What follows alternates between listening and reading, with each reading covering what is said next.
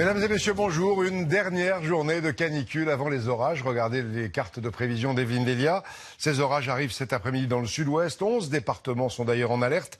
Ceux de l'Aquitaine, de Charente-Poitou, ainsi que le Gers et les Hautes-Pyrénées. Ils seront parfois violents, ces orages, avec de la grêle. Quelques orages aussi en Bretagne, dans les Alpes et la montagne corse. Ailleurs, encore du soleil, mais ça ne va pas durer. Il fera encore très chaud cet après-midi, jusqu'à 34 degrés à Tours, Bourges, Clermont et Agen, 33 à Paris et à Alençon, 32 à Lille, rendez-vous compte, et à Montélimar, 29 à Nice, 28 à Cherbourg et à Ajaccio. On est à 9 jours seulement de l'automne et on a vraiment du mal à y croire en entendant ces températures. Encore plus de 30 degrés quasiment partout. Et au bord de la mer, y compris à l'extrême nord, l'été joue vraiment les prolongations. Sur la plage, près de Dunkerque, Guillaume Desplanques est Tanguy Jouard. 27 degrés à 11 h ce matin. L'ambiance est à alerte à Malo-les-Bains. Normalement, sur le littoral nordiste, la température moyenne est de 19 degrés. Au bord de l'eau, ces promeneurs sont bien décidés à en profiter. Je me souviens pas avoir cette température-là au mois de septembre. C'est vraiment super. Avec le réchauffement climatique, peut-être que Dunkerque va devenir la côte d'Azur de la France en quelques années. En attendant l'automne, le 22 septembre prochain, l'été fait de la résistance. Là, on profite des derniers jours et avant l'automne, on recharge les batteries à fond. Un peu plus loin sur la plage, cette assistante maternelle n'a pas oublié de protéger la petite Lou des rayons du soleil. La crème solaire, beaucoup d'eau et le chapeau indispensable quand il y a beaucoup de soleil. Ah ma chérie. Et couvrir les bras aussi. Pas mettre de t-shirt ni pour les coups de soleil parce que les bébés sont très fragiles. Sur la digue, les commerçants ont également le sourire, les terrasses se remplissent. Ça c'est exceptionnel, surtout qu'à Dunkerque, le Nord, on n'est pas réputé pour ça déjà. Et les patrons, etc., ça se rend plutôt bien. Tout se passe bien pour l'instant. Cet après-midi, nouveau coup de chaleur, le thermomètre doit dépasser les 30 degrés. Pour se rafraîchir, rien de tel que de piquer une tête dans une eau à 19 degrés.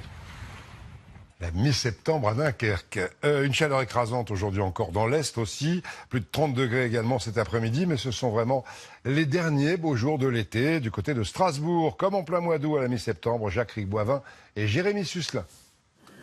Il n'est pas encore 10 heures et une brume de chaleur recouvre déjà les vignobles de la Couronne d'Or. Dans les villages, volets clos et fenêtres fermées pour garder la fraîcheur.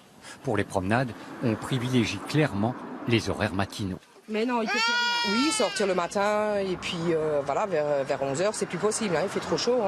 Et donc on reste à l'intérieur jusqu'à 17h, parce que là le soleil, c'est là où il tape le plus fort. La fleuriste du village est bien obligée de s'adapter elle aussi. Les fleurs d'automne attendront. Parce que même maintenant, on est entre deux saisons. Ça fait qu'on a les plantes d'automne qui sont là, mais elles ont trop chaud, on ne peut pas les mettre dehors, elles ne tiennent pas. Après les fleurs, les fruits. Ici, dans le vignoble, on les surveille comme le lait sur le feu. Ces dernières semaines, le soleil était à la fois un allié et un ennemi. Vous pouvez voir un raisin qui, exposé au soleil de l'après-midi, a totalement grillé, il a cuit. C'est sûr que maintenant, on aimerait des jours un peu plus frais, histoire aussi de rentrer du raisin plus frais, qui est plus facile à travailler. Ouais. Dans quelques jours, j'en prends le pari, nous regretterons tous ces températures et le soleil qui les accompagne, et ce pour une bonne raison. Oui, c'est très agréable pour le moral, c'est vrai. On travaille dans la bonne humeur et par un beau soleil automnal. Aujourd'hui et demain, il fera 32 degrés. Jeudi, avec 10 degrés de moins, la pluie et la fraîcheur seront de retour. Et oui, en attendant les orages et une dégringolade des températures, 49 départements sont désormais concernés par des mesures de restriction d'eau, des mesures contre la sécheresse. On a rarement vu un mois de septembre aussi sec. Les agriculteurs comme les particuliers en souffrent vraiment. Et par endroits, on le sait, la nature est complètement grillée. En Gironde, Grégoire Guisteau et Jean-Vincent Molinier. Tout a été cramé par le soleil. La sécheresse a malmené le potager de cette retraitée cette année. Les records de température se succèdent en Gironde et Simone a finalement renoncé à arroser ses plantations. Cette année, il n'y a pas de pommes, il n'y a rien, tout tombe, il y a des vers dedans, les cerises ça a été pareil, toute la saison depuis le début ça a été comme ça. Dans le sud-ouest, la végétation souffre, les habitants aussi. Dans cette école située près de Bordeaux, les cours d'éducation physique se font en plein soleil. Il fait déjà 28 degrés ce matin à 10 h.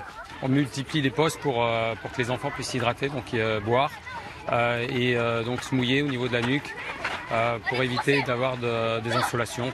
Dans la chaleur étouffante des classes, élèves et enseignants se souviendront de cette rentrée 2016. Oui, il fait très très chaud. On a envie de boire tout le temps. Après, on aimerait bien se mettre en short, mais bon, on n'a pas le droit souvent. Fatigue plus, les élèves fatiguent plus. Il y a une lassitude qui peut se faire sentir. Alors on essaie de faire un courant d'air. Dès qu'il y a un élève qui est souffrant, on le fait descendre. À 30 km de là, on attend aussi la pluie avec impatience. La jeune vigne de ce viticulteur commence à montrer des signes de faiblesse. Elle tire méchamment la langue, elle a vraiment besoin d'eau. Heureusement, on annonce des orages pour ce soir en espérant qu'il n'y aura pas de grêle. C'est vraiment limite. Une alerte orange aux orages est effectivement lancée en Gironde cet après-midi. L'eau est ici la bienvenue, en espérant que la grêle et les bourrasques de vent ne viennent pas gâcher les vendanges toutes proches. Alerte aux orages dans 11 départements. Evelyne Delia vous en reparlera à la fin du journal. Un accident grave dans le port de Marseille lors d'un exercice de sécurité à bord du plus grand paquebot de croisière du monde. Vous le connaissez, l'Harmony of the Seas. Il était en escale à Marseille. Eh bien, un canot de sauvetage s'est détaché. Il est tombé du 5e pont. Un de ses passagers a été tué. Les 4 autres grièvement blessés. Apparemment, tous les 5 étaient membres du personnel navigant de ce paquebot. Et puis un invraisemblable guet-apens contre des policiers et des pompiers la nuit dernière à Romans-sur-Isère dans la Drôme. Il y a eu d'abord un incendie dans une ancienne école maternelle. Pompiers et policiers arrivent et ils sont attaqués par une 50aine d'individus. Sur place ce matin, Didier Guyot et Brice Parrer avec Henri Dreyfus. Des livres et des ordinateurs calcinés. Voici ce qu'il reste de la future médiathèque. Une ancienne école maternelle réhabilitée en lieu de culture qui a été presque entièrement ravagée par les flammes. L'incendie, dont l'origine criminelle ne fait guère de doute, débute hier vers 23h30. Dès l'alerte donnée, sapeurs-pompiers et policiers se rendent sur place. À peine arrivés, ils sont pris à partie par une 50aine de jeunes. Seuls des tirs de gaz lacrymogène permettent de mettre fin au caillassage. Consternée, Madame la maire déplore ce matin que l'on s'en prenne ainsi à un symbole de l'État. J'ai du dégoût et j'ai de la peine. J'ai du dégoût parce que je trouve que c'est vraiment gratuit, quoi. Et puis après, j'ai de la peine pour les gens du quartier qui, une fois de plus, vont être stigmatisés pour une poignée d'emmerdeurs qui n'ont d'autre chose à faire que de s'attaquer au bien commun, au bien public. Ces affrontements n'ont donné lieu à aucune interpellation. Ce matin, la tension entre les jeunes du quartier et les forces de l'ordre n'est toujours pas retombée. La municipalité tente d'apaiser les choses, mais refuse que le quartier de la Monnaie devienne une zone de non-droit. À ce stade du journal, un mot aussi de la lycéenne poignardée très grièvement hier par un de ses camarades de 15 ans à la sortie des cours près de Villefranche-sur-Saône. Le pronostic vital de la jeune fille reste engagé. Elle a reçu plusieurs coups de couteau dans le dos. Son agresseur, 15 ans aussi, a été arrêté. Ce matin, une cellule psychologique a été ouverte dans le lycée. Toujours aucune idée sur le motif de cette agression qui n'aurait pas de caractère terroriste, selon le procureur. Tout à fait autre chose maintenant, la préoccupation de beaucoup de familles. En ce moment, l'arrivée des avis de taxes foncières dans les boîtes aux lettres. Elles augmentent dans un département sur 3, parfois beaucoup. Et parfois, ce sont les parts communales de cet impôt qui explosent. 36% de hausse, par exemple, pour la part de Pérols dans l'Hérault, où sont allés Frédéric Bernheim et Christelle Chabot. Ils viennent tout juste de recevoir leur avis d'imposition pour la taxe foncière. Une mauvaise surprise pour les habitants de Pérols qui ont vu la part communale augmenter de 36%. L'année 2015, en bas de la page, 2568 €. L'année 2016, 2998 €.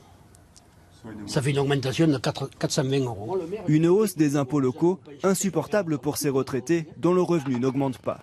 Écœuré. Il n'y a pas d'autre mot. Si j'avais pas mes enfants à côté de chez moi, je vends tout et je déménage. Lors de l'annonce des nouveaux taux d'imposition en mars dernier, quelques contribuables en colère ont créé le collectif SOS Pérols. Aujourd'hui, plus de 500 foyers ont rejoint l'association pour tenter de se faire entendre. Car l'augmentation concerne la taxe foncière et la taxe d'habitation. D'un seul coup, on va devoir payer 600, 700, 800 € de plus d'impôts. On ne comprend pas.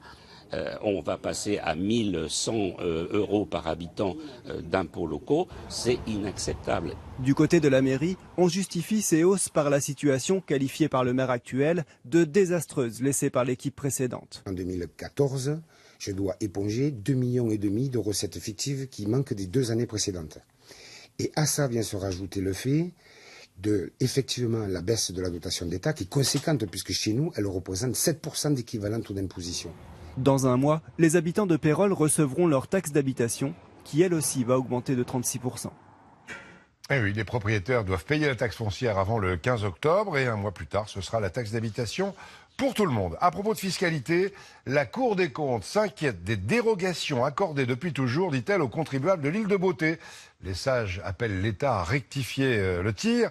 Le président du conseil exécutif corse n'est pas content. Il dénonce une idée reçue totalement infondée. Alors, vrai ou faux, Ajaccio, Patrice Roubaud et Philippe Pelletier. Soleil sur les marchés insulaires, paye-t-on moins de taxes? La Cour des comptes épingle la Corse sur son régime dérogatoire fiscal et explique que le recouvrement de l'impôt serait ici moins performant de 2% par rapport au continent. Une affirmation qui, ce matin, faisait bondir la population. Il faut mieux de chercher ailleurs, là où il faut chercher. L'argent qu'on dépense pour certains. On n'a pas l'impression d'en payer moins d'impôts, parce que quand il y a des augmentations ailleurs, il y en a autant ici. C'est comme l'essence. Les impôts, tout le monde les paye, je pense. Et après on est une île, on paye tout plus cher. Donc autant il faut bien que ça s'équilibre un peu. Au total, la perte de l'État s'élèverait à 78 millions d'euros et elle serait due en majeure partie à la vente du tabac et du vin non assujettis à la TVA. Nous, on est à côté de Bordeaux et la TVA, elle est plein pot. Pourquoi ici, il n'y en a pas et pourquoi chez nous, elle est plein pot? Vive la France! Pour ce spécialiste du vin, ce rapport fait un mauvais procès à la filière viticole. Des régimes dérogatoires au droit commun, il y en a plein en France et on a toujours tendance à stigmatiser la Corse. Et aujourd'hui, mettre une TVA sur les vins corses, c'est une des seules filières qui sort la tête de l'eau, ce serait pour nous une grande catastrophe. Le ministre de l'économie vient de nuancer les conclusions de la Cour sur les taux de recouvrement de l'impôt, mais aussi sur les avantages fiscaux acquis pour les plus vieux depuis le Premier Empire. À propos d'économie, un mot de l'affaire Alstom à Belfort. Le PDG d'Alstom a confirmé ce matin la fermeture prochaine de l'usine de Belfort dans un communiqué adressé aux 400 salariés de cette usine qui fabrique des locomotives. Hors de question, répond Manuel Valls. Donc une affaire toujours à suivre. Toujours à propos d'argent, je reviens à notre vie quotidienne avec une étude de Cofidis avec l'Institut CSA qui fait le point sur le pouvoir d'achat des Français. Conclusion, il manquerait chaque mois et en moyenne à chaque famille 464 € pour vivre confortablement. Un pouvoir d'achat qui s'effrite, un Français sur 5 qui termine chaque mois à découvert et 25% des gens qui pensent glisser doucement vers la pauvreté. On est allé voir ça dans le Calvados avec Madjene Sangaré et Antoine Pocry. C'est sans doute la préoccupation principale des Français, leur porte-monnaie. Car boucler la fin du mois est parfois difficile. Selon une dernière étude de consommation, un Français sur 5 se trouve à découvert. On a un petit salaire, donc oui, ça arrive. Avec les aléas, des fois la voiture tombe en panne, il faut la réparer. Enfin, bon. C'est vrai qu'à l'heure actuelle, c'est dur de joindre les deux bouts. Je me retrouve seule avec mes enfants. Donc le pouvoir d'achat, il y a des fois je me prive pour mes enfants. On n'a pas le choix. Impossible d'épargner peu de place au loisir. D'après cette même étude, un foyer manquerait en moyenne de plus de 400 € par mois pour vivre confortablement. Pour y arriver, Pascal, lui, a réduit ses congés. Il y a 30 ans, je pouvais prendre un mois de vacances en travaillant 11 mois sur 12. Aujourd'hui, je travaille pratiquement 12 mois sur 12. Et puis, je prends une semaine dans l'année. Madame, bonjour. Un quart des Français se sentent glissés vers la pauvreté. Cette buraliste aussi l'a constaté. Ce sont des impayés qu'on a eus. Aujourd'hui, oui, il y a des clients qui viennent, qui me demandent un paquet de cigarettes et carte bleue, paiement refusé. Donc, on remet le paquet de cigarettes en rayon. Raymond ne s'accorde plus qu'une seule petite dépense. Alors 6 €. Oui, je vais reprendre un solitaire. Un plaisir de temps à autre pour peut-être un jour pouvoir terminer les travaux de sa maison. La fin de la mutinerie à la prison de Vivonne, près de Poitiers, dans la Vienne, elle a duré près de 6 heures. Une cinquantaine de détenus avaient déclenché plusieurs incendies qui ont fait 11 blessés, dont 5 membres des forces de l'ordre. La situation a été maîtrisée en milieu de soirée. Une prison ultra-moderne qui ne souffrait pas de surpopulation et des images de Pascal Chély. Selon le Figaro, le gouvernement compte avoir créé 12 000 places d'hébergement d'ici à la fin de l'année pour les migrants. Il s'agirait notamment d'évacuer ceux de Calais, vous le savez. La Corse et l'Île-de-France ne seraient pas concernés par ces nouveaux centres. En revanche, toutes les autres régions le sont. C'est en Auvergne-Rhône-Alpes qu'il y en aurait le plus sur cette carte présentée par le Figaro. Un plan de dispersion absolument irresponsable, dénonce le Front National à l'instant. Et puis, je reviens aux attentats avec une grosse opération antiterroriste ce matin dans le nord de l'Allemagne, à Hambourg. 3 Syriens suspectés d'avoir été en liaison avec les auteurs, les commandos des attentats du 13 novembre à Paris ont été arrêtés ce matin à Hambourg. 3 Syriens qui s'étaient glissés parmi des migrants en 2015. Ils ont été arrêtés. À ce propos, La présentation à la presse ce matin du premier centre français de déradicalisation. Il devrait ouvrir dans les jours qui viennent à Beaumont-en-Véron et ça inquiète beaucoup les habitants de cette petite ville d'Indre-et-Loire. Sur place, Gwenaël Bellec et Jean-François Monet. C'est un village entre Vallée de la Loire et Vallée de la Vienne. 2800 habitants. Ce château de Beaumont-en-Véron a été choisi par l'État pour abriter le premier centre de prévention de la radicalisation. C'est le directeur qui nous fait visiter les salles communes, ici en bas. Alors là, c'est une pièce de vie pour les éducateurs de nuit et les volontaires. À l'étage, quelques-unes des 25 chambres individuelles. Voici l'une d'entre elles. Chacun pourra y exercer son culte. Il peut porter le voile, il peut faire ses prières dans sa chambre, il est libre dans sa chambre. Pas dans les espaces communs. Tout à fait, pas dans les espaces communs. Mais une pétition a été signée contre ce centre. Les voisins immédiats sont inquiets. Le terrain de cette dame jouxte le château. C'est pour ça nous on est quand même contre nos élus, on est un peu remontés parce qu'on n'a aucune transparence. Le maire est bien embarrassé. Il n'a pas eu le choix, dit-il. Nous pensons que de toute façon ce projet se serait fait, donc nous avons au contraire préféré l'accompagner en fixant des bornes, des butées, des garanties. Ce centre est le premier des 13 centres qui doivent ouvrir d'ici 2 ans en France. Il accueillera quelques-uns des moins radicalisés. Parmi les 2400 personnes qui ont été signalées via le numéro vert et qui sont suivies actuellement uniquement par le milieu associatif. Et on en arrive maintenant à la deuxième partie de cette édition de 13h, comme tous les jours, plus spécialement consacrée à la vie quotidienne dans les régions. Et d'abord, aujourd'hui, on va aller dans le Finistère. Un constat, on l'évoquait tout à l'heure d'ailleurs, les communes ont moins d'argent et à la campagne, de plus en plus d'enfants vont à l'école dans des préfabriqués. Au début, des préfabriqués, le temps de faire des travaux, mais ça dure. Guénaël Théo et Julien Daniel. C'est une classe un peu particulière que ces 26 élèves de CE1, CE2 ont découvert le jour de la rentrée. Tu peux te lever, distribuer aux copains. Leur salle de travail a été construite en quelques semaines seulement et n'allez pas leur dire que leur classe n'est pas belle. Moi, je la trouve bien. Il y a des jeux pour jouer, il y a des livres, il y a ce qu'il nous faut. Spacieuse et lumineuse, cette classe dite modulaire montre cependant ses limites. L'isolation principalement. J'ai eu jusqu'à 15 degrés d'écart entre notre arrivée le matin et notre sortie à 4h30. Les vibrations passent énormément, donc c'est une classe très bruyante. Face à une augmentation de 50% du nombre d'élèves il y a 10 ans, l'école de Trémaouézan a dû s'agrandir. La municipalité a fait ses comptes. Coût d'une classe modulaire d'occasion, 60 000 €, soit 2 fois moins qu'une même surface de travail dans un bâtiment en dur. Intéressant pour une commune de 600 habitants qui voit les aides de l'État diminuer. C'était du provisoire, mais avec les dotations de l'État qui n'arrêtent pas de baisser d'année en année. Pour l'instant, ce bâtiment, il a aujourd'hui 10 ans, il est encore en très bon état et nous n'envisageons pas pour les années futures de le remplacer. De plus en plus d'établissements scolaires optent pour ces classes bon marché. Hello, good morning. Dans ce lycée brestois devenu trop étroit pour accueillir 130 élèves supplémentaires, 3 salles de cours mobiles ont fait leur apparition.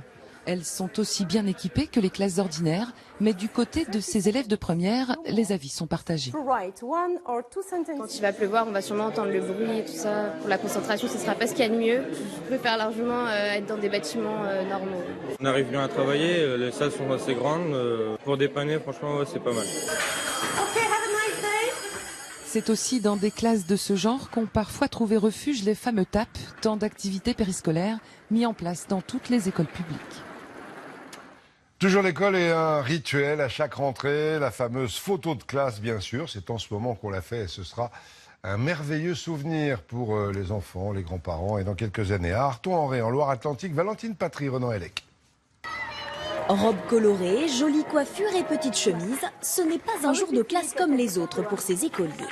Aujourd'hui, c'est la photo de classe avec tous les copains, les copines, la maîtresse. C'est un souvenir que les parents aiment beaucoup. On a mis de la laque ce matin, mais bon, ça lui plaisait pas, il voulait mettre du gel et faire des pics. On a mis la chemise et puis pour que ça fasse un petit peu quand même joli pour la journée spéciale. Si tu te mets debout, on verra pas les copains. Pour immortaliser dès la rentrée tous ces nouveaux camarades de classe, la photographe ne les place pas au hasard. On varie les couleurs, on varie les garçons, les filles. C'est important que tous les enfants soient vus, donc on met les plus grands derrière, les moyens devant. Cet événement enthousiasme autant les élèves que les maîtresses. J'ai toutes mes photos depuis mon début de carrière, donc c'est-à-dire que j'en ai 32. C'est ma 32e rentrée, donc j'ai 32 photos de classe et je les garde vraiment en souvenir. Pour moi, c'est important. 1, 2, 3. Une fois la traditionnelle photo de groupe mise en boîte, c'est le moment d'afficher son plus beau profil sur les portraits individuels. Allez, on regarde ici. Il faut faire un beau sourire. Oui, faut sourire joliment, il faut se mettre en position jolie. J'aime bien parce que ça fait des bons souvenirs après et quand on sera plus grand, ce sera bien pour voir comment on était. Et dans cette école, les 200 élèves sont aussi tous photographiés en petits groupes pour des calendriers. Une occasion de plus d'immortaliser ces instants uniques qui feront le bonheur de tous les parents et les grands-parents. Ça ne changera jamais. Autre sujet de saison, il intéresse les gros consommateurs que nous sommes en France, c'est le démarrage des foires au vin. Le phénomène a commencé en Bretagne en 1973. Aujourd'hui, il y en a partout pour essayer de faire de bonnes affaires. Lesquelles? Dans le Calvados, réponse d'Automne Delcourt et Xavier Topi. Alors vous avez de belles affaires, vous avez des Saint-Estèphe, vous avez des Pessac-Léognan. Des centaines de bouteilles bradées à 10%. Grand cru ou petit vin, dans cette grande surface, c'est la même réduction. Alors, pour faire de bonnes affaires à la foire au vin, les clients ont leurs astuces. On essaie de monter en gamme, justement, en pouvant bénéficier d'une ristourne. Des vins que je connais bien et que tous les ans, je remets en cave. On a le catalogue un peu à l'avance maintenant, donc on peut choisir et on vient régulièrement et on sait ce qu'on veut là. Bien anticipé, c'est le conseil numéro 1 de cet amateur. Ça vaut le coup, j'en ai acheté 2.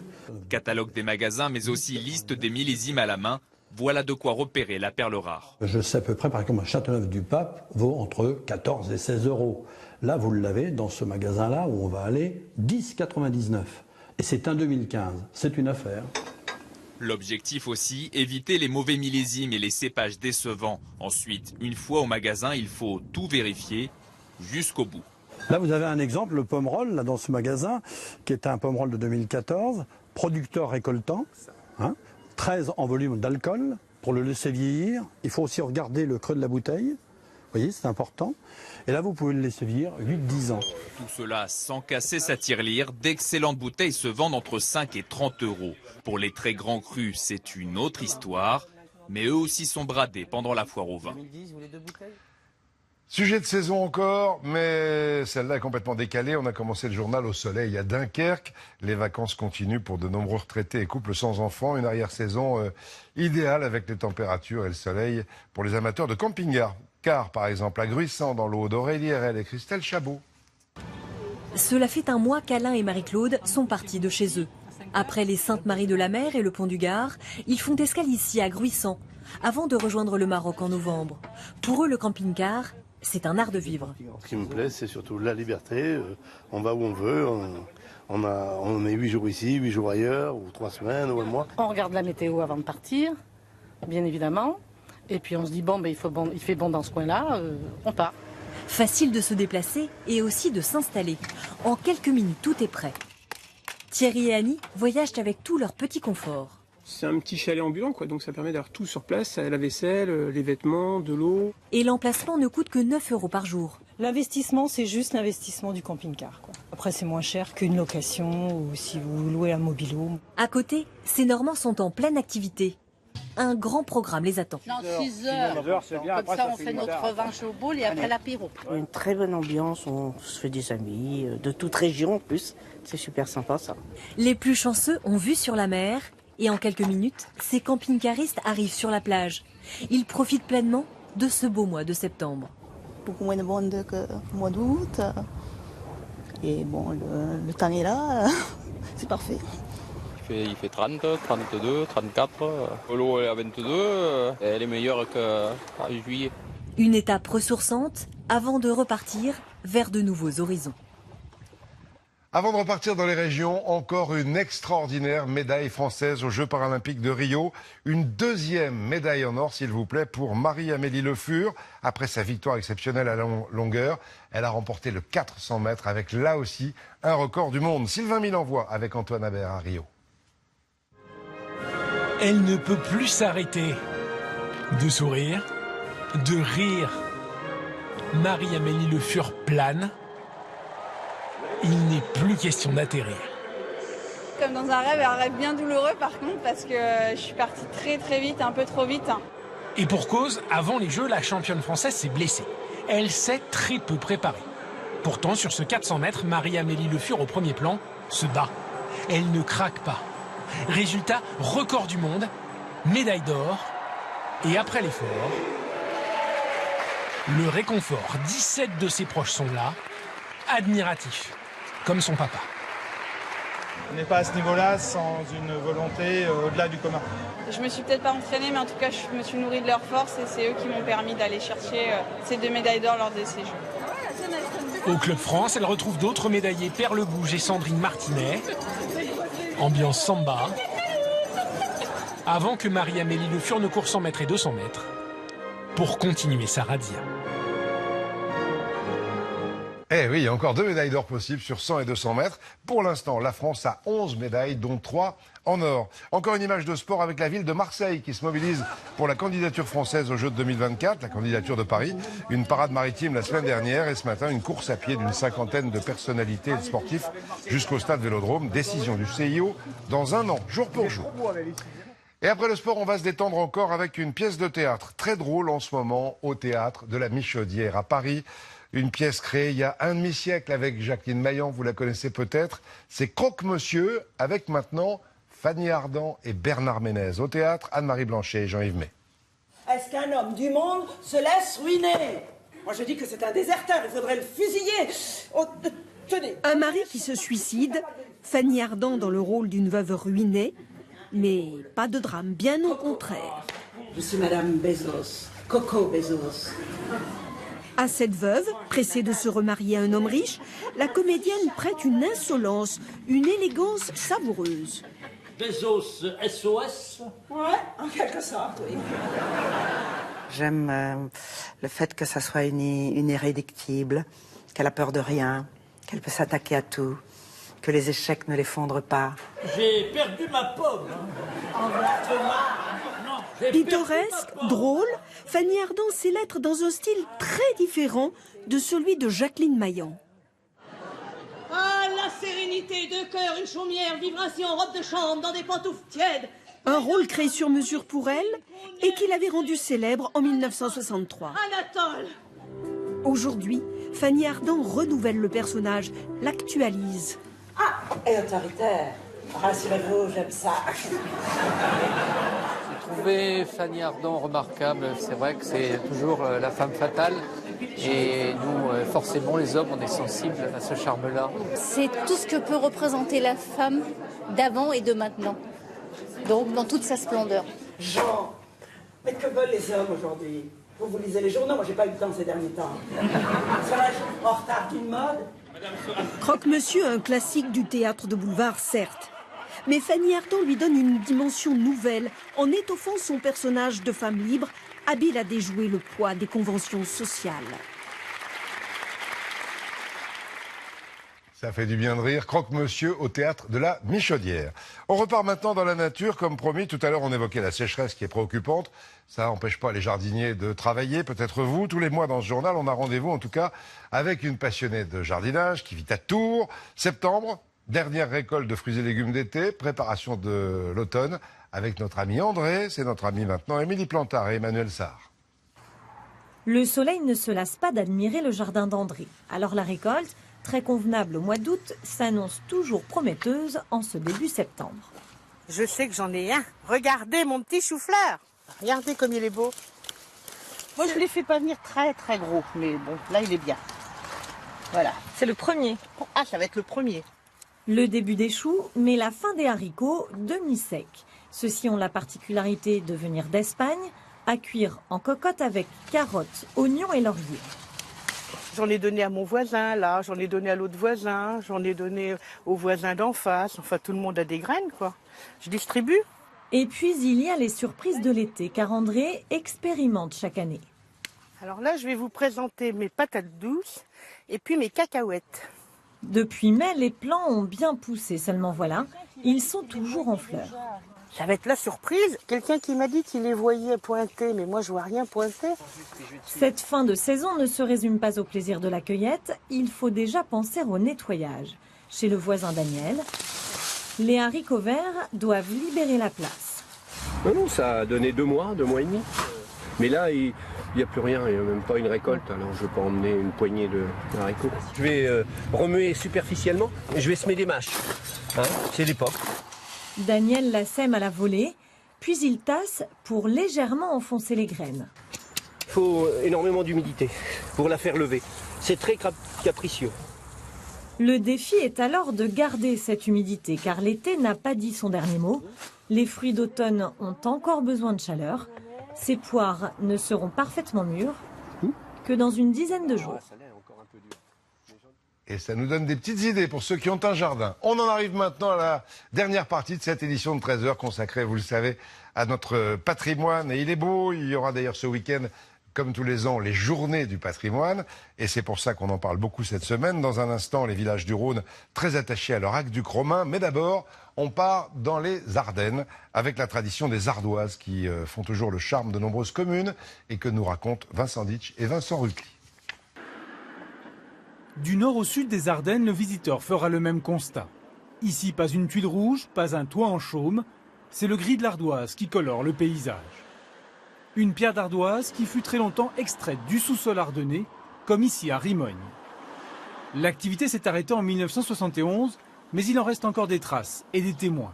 Ainsi le chevalement de la mine de Rimogne. Il fallait le descendre manuellement. Léon Mérène fut le dernier à en avoir la responsabilité. On descendait le personnel le matin, on en montait à 1h, puis entre-temps on montait des ardoises. La maison de l'ardoise de Rimogne raconte cette longue histoire industrielle débutée au Moyen-Âge. Grâce aux témoignages des derniers mineurs. Comme celui de Fernand Lotte, entré en 1939 à la mine, toujours vivant, contrairement à son frère, tué au fond. Ah, c'est difficile. C'est de faire attention à soi, déjà la première chose, parce que ça pouvait tomber de dessus. Hein. D'ailleurs, c'était nous les mieux payés. J'ai pas peur de le dire. C'est une vraie fierté pour les Rimoniens de savoir qu'ils ont, d'une certaine manière, eu cette période de gloire. Ce rayonnement, l'ardoise de Rimogne était connue, sinon du monde entier, en tout cas d'une grande partie de l'Europe. Une histoire industrielle qui a marqué le territoire des deux côtés de la frontière ardennaise. Car comme ici à Bertry, les mines d'ardoise étaient nombreuses aussi dans les Ardennes belges. Au cœur de la forêt, le visiteur y descend aujourd'hui à 25 mètres sous terre pour découvrir un impressionnant dédale de galeries. Durant un siècle, jusqu'en 1976, des centaines de mineurs y ont extrait et transformé la pierre grise. Francis Kinus en faisait partie. On mettait la dynamite, donc la poudre noire si vous voulez, on faisait exploser, donc on faisait tomber les blocs. Ici dans la mine, tout se fait à la main, hein. Il n'y avait pas de treuil ni rien du tout. Donc on poussait les wagons jusqu'à l'entrée principale de la mine. Il leur arrivait en effet de ne voir personne pendant toute la journée. C'était une tâche assez ennuyeuse. Ils montaient à l'échelle pour aller ramasser des cailloux. Quel boulot, quel courage et quelle vie ces gens avaient. Que cette pierre se soit formée il y a 400 millions d'années, ça dépasse un peu l'entendement. Comme jadis, le visiteur suit le chemin de l'ardoise, remonté au jour pour être fendu en plaques de 3 mm. Le travail des fendeurs. Toujours à la main, payé à la tâche. Un fendeur ici devait faire 1000 ardoises par jour, pour gagner à peu près sa vie. Hein. L'ardoise, c'est donc 800 ans d'histoire commune entre Ardennes belges et françaises. Une histoire commencée et désormais terminée sous terre, mais qui se poursuit encore aujourd'hui sur tous les bâtiments des deux pays. Magnifique patrimoine des Ardennes avec ces ardoises. Et on poursuit cet hommage quotidien cette semaine à tous les passionnés qui se battent pour le préserver, ce patrimoine, c'est si important. Hier, pour sauver des pigeonniers dans le Tarn, aujourd'hui donc les ardoises. Et puis aussi pour préserver un aqueduc de l'époque romaine auquel on est très attaché dans le Rhône, à Chaponneau. Jean-Marie Delot et Éric Nappi. Quelle que soit la saison, la magie opère. 72 arches de l'aqueduc du Gier sont encore visibles à Chaponneau. C'est l'endroit le plus spectaculaire de cet aqueduc qui alimentait Lyon, à l'époque Lugdunum, en eau. Alors regardez la dimension de l'aqueduc. Enfin, vous vous rendez compte, c'est ce vestige qui reste. Ça n'existe pas ailleurs. De cette rivière, le Gier, jusqu'à la colline de Fourvière à Lyon, avec ses 86 km, cet aqueduc est le plus long des 4 qui a porté l'eau à la capitale des Gaules. Construit probablement au 1er siècle, il traverse une vingtaine de communes sur lesquelles il reste de nombreux vestiges. Le canal recouvert d'une voûte empruntait non seulement des arches, mais aussi des murs et des tunnels. Et ces inscriptions latines indiquaient qu'il était interdit de semer, labourer autour de l'aqueduc sous ordre de l'empereur. Ancien tourneur-fraiseur, Henri est passionné par l'histoire de l'aqueduc, au point d'avoir fabriqué des maquettes sur la construction de l'ouvrage. Il nous emmène voir un regard, un lieu utilisé pour permettre aux Gallo-Romains de nettoyer le canal. Les Romains attachaient énormément d'importance à la qualité de l'eau et ils faisaient tout de façon à ce qu'elle ne soit à aucun moment en contact avec des impuretés. Ça veut dire que si vous n'aviez pas, par exemple, de bouchons sur le regard, eh bien vous auriez les feuilles mortes, vous auriez des animaux qui pouvaient tomber dedans et polluer l'eau. L'eau circulait à la vitesse d'un marcheur pour apporter 15 000 mètres cubes par jour à Lugdunum, avec une pente de 1 mm par mètre. Une pente la plus douce possible. Sur 80 km, bien évidemment, plus on mettait de pente, plus il y avait le risque qu'on n'arrive pas à la bonne hauteur à l'extrémité. Donc là, l'enjeu était vraiment de pouvoir amener de l'eau en haut de la colline de Fourvière, qui est plutôt assez élevée par rapport au paysage environnant. Nous sommes ici à un endroit remarquable, le siphon. Pour traverser une vallée profonde, l'eau descendait dans des tuyaux en plomb avant de remonter selon les principes des vases communicants. Donc là, ici, on est au départ du pont siphon qui permettait à l'eau de descendre et de passer la vallée de l'Iseron et de remonter au niveau de la basilique de Fourvière qui est juste en face d'ici, à peu près à 10 km. Donc ça, c'est bien, ça c'est important, là, cette zone de bien la sceller pour éviter que la ruine se ruine. Avec des matériaux similaires à ceux de l'époque gallo-romaine, Laurent Vollet dirige des travaux longs et coûteux. 30 000 € l'arche. À Chaponneau, mairie, État ont mis la main à la poche, mais pas seulement. En donnant entre 50 et 150 €, les habitants comme Nadège ont permis à la Fondation du patrimoine de récolter 20 000 €. Un geste naturel pour la jeune femme. En tant que chaponnoise, ce sont des monuments qui sont beaux et qu'on n'a pas envie de voir se détruire et s'effriter, et on veut les conserver comme ils sont et en bon état. Donc ça me paraissait évident. Le sens du détail, ces petits pavés en losange, signature unique au monde, ne sont pas là que pour la décoration, mais aussi pour faciliter l'écoulement de l'eau de pluie. L'aqueduc du Gier a fonctionné environ 200 ans. 2000 ans plus tard, il suscite encore l'admiration. Chapeau à tous ceux qui se battent pour lui et tout ce patrimoine dans toute la France avant les journées du patrimoine du week-end. Demain, on continuera cette série avec la préservation des maisons dans les vignobles du Languedoc-Roussillon. Un coup d'œil à la bourse, c'est simple, c'est rare, elle ne bouge pas du tout alors qu'il est à 4440 points. Dans un instant, Evelyne Delia avec pas mal d'orage. À 20h, Gilles Boulot et nous, on va se quitter. Allez, avec encore quelques images de soleil, de plage, de baignade. On était à Dunkerque, c'est peut-être la dernière fois de l'année. Maintenant, place aux orages. Bon après-midi, à demain.